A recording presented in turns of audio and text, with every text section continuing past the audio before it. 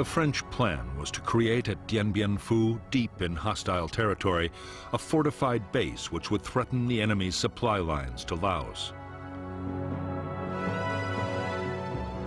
Just as important, the fort might act as bait, luring the Viet Minh to attack with their best troops. The base could be supplied from Laos overland, and it could also be reinforced by air.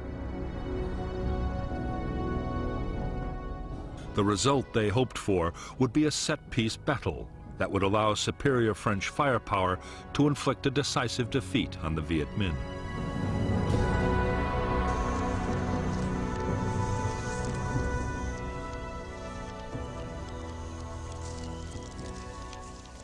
In late November 1953, the Viet Minh's 316th Division advanced towards Laos, just as the French had expected.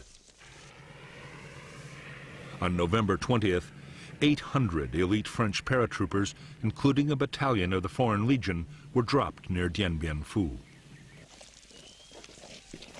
The reaction of the Viet Minh was to march elements of 5 more divisions towards the French camp.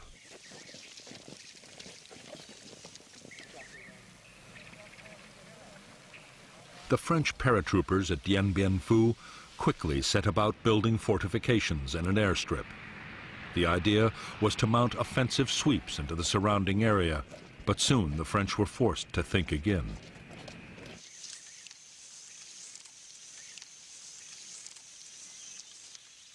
As the Viet Minh massed around the base, it became suicidal to venture far outside. Within 2 months, as the noose around Dien Bien Phu was drawn ever tighter, even a fighting withdrawal was no longer an option for the French.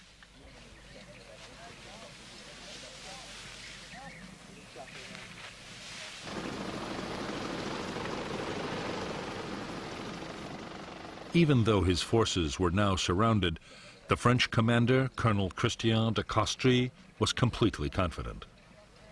He was certain that aircraft could supply all the base's needs. Only enemy artillery posed any real danger.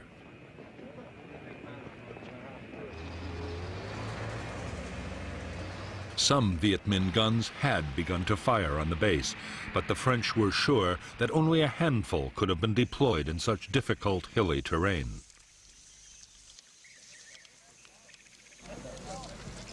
As for Viet Minh supplies and reinforcements, French air power would make sure they never reached Dien Bien Phu.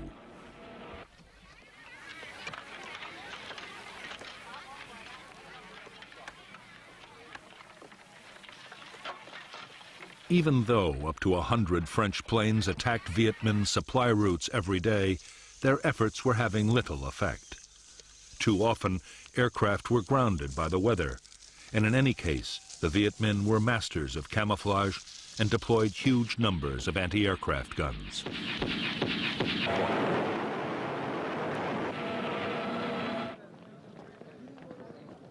In a massive effort over several months, General Voi Nguyen Giap, the Viet Minh commander, used 50,000 support troops to deploy more than 200 artillery pieces and anti-aircraft guns and a vast supply of ammunition around Dien Bien Phu. It was one of the most extraordinary feats of logistics in military history. To the 10,000 French now inside the base, the realization that they were surrounded by field guns and mortars and 4 deadly Soviet Katyusha rocket systems came as a dreadful shock.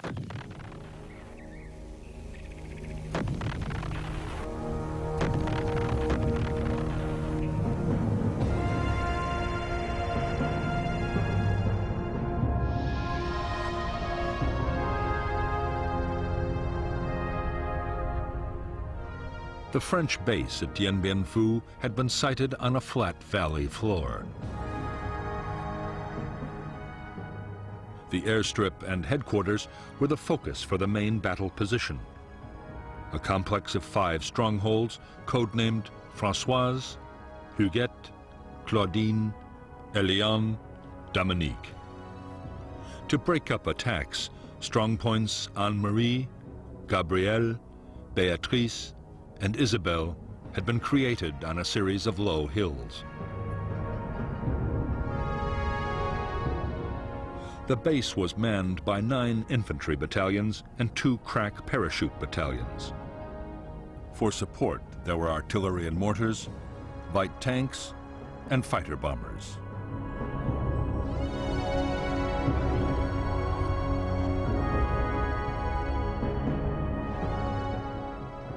By early March 1954, 49,000 Viet Minh had deployed around Dien Bien Phu.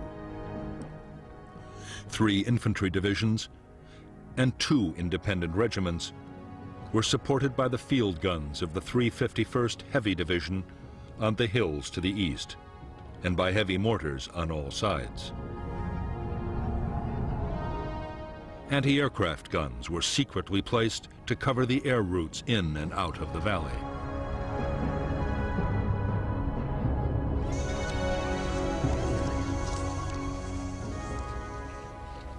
As the weeks went on, Viet Minh artillery fire caused more and more casualties amongst the French at Dien Bien Phu. The fortifications had never been meant to withstand heavy artillery, and the French were horrified to find that neither counter-battery fire nor airstrikes were able to silence the enemy guns.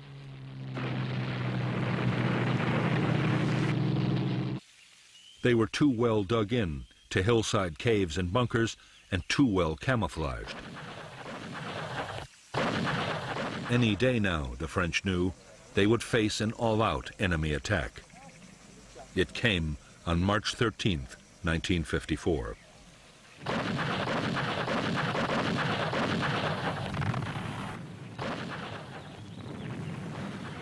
The Viet Minh assault began with a massive artillery bombardment. French gun positions in the central area were hammered. In 3 days, after repeated human wave assaults and hopeless French counterattacks, the Viet Minh took the northern strongpoints of Beatrice, Gabrielle, and Anne-Marie.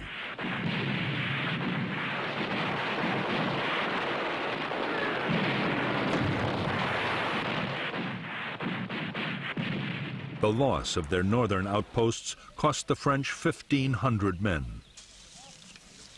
The Viet Minh had suffered much worse, nearly 7,000 killed and wounded, but they had proved that the French defenses could be overcome.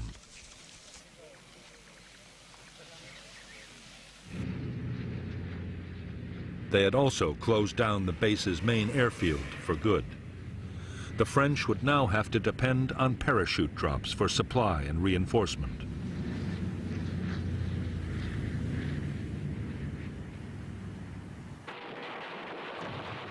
After a 2-week lull, the Viet Minh renewed their offensive.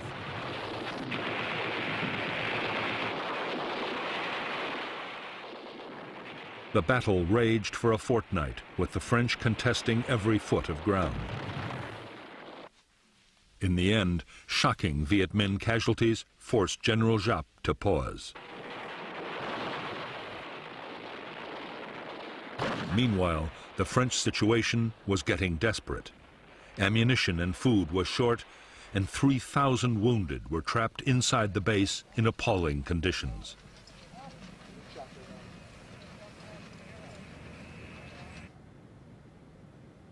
With disaster looming on the battlefield, the French appealed to the United States for help. There was a plan to use American bombers and even to drop 4 nuclear weapons, which was codenamed Operation Vulture. But Eisenhower ruled out any American military intervention unless other allies took part. None agreed to help. The French at Dien Bien Phu were to be left to their fate.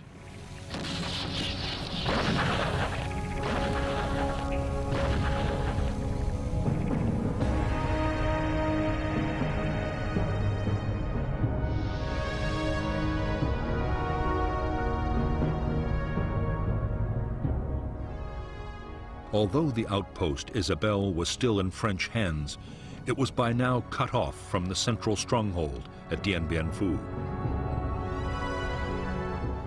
Besieged by the Viet Minh 304th Division, Isabelle was under heavy artillery fire. Incredibly, although attacked time and time again, the post would hold out until the very end of the battle.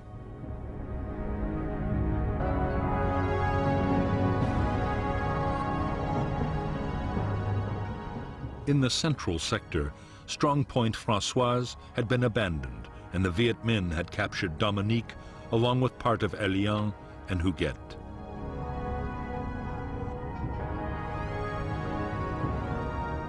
However, there were two new strongpoints, Sparrowhawk and Juno.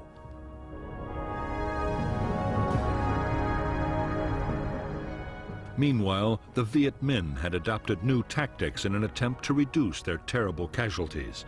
Secretly, they had dug more than 50 miles of trenches, creeping right up to the French perimeter. The final Viet Minh assault came on the night of May 1st, 1954.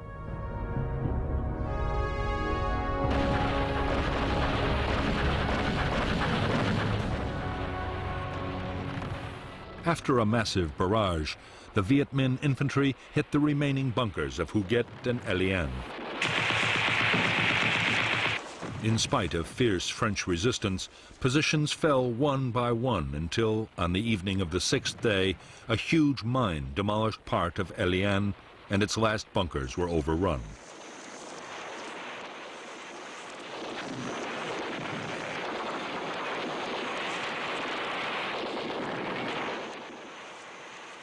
At 5:30 p.m. on May 7, 1954, Vietnamese forces occupied the French command post, and the French commander ordered his troops to cease fire. It was 55 days to the minute since the battle had begun. At Dien Bien Phu, 3,000 French troops had been killed and 8,000 wounded. The Viet Minh had suffered much worse, with more than 8,000 dead and 12,000 wounded. But for them, the outcome had still been a triumph. On the eve of an international conference on Indochina, they had shattered France's resolve to carry on the war.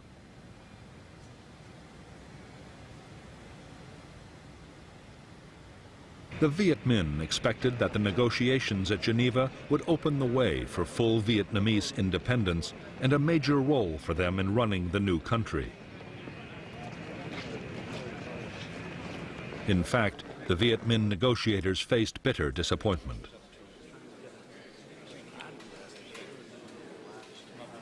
Behind closed doors, Chinese Prime Minister Zhou Enlai struck a deal with the French and forced Ho Chi Minh to agree that the country be divided into two zones.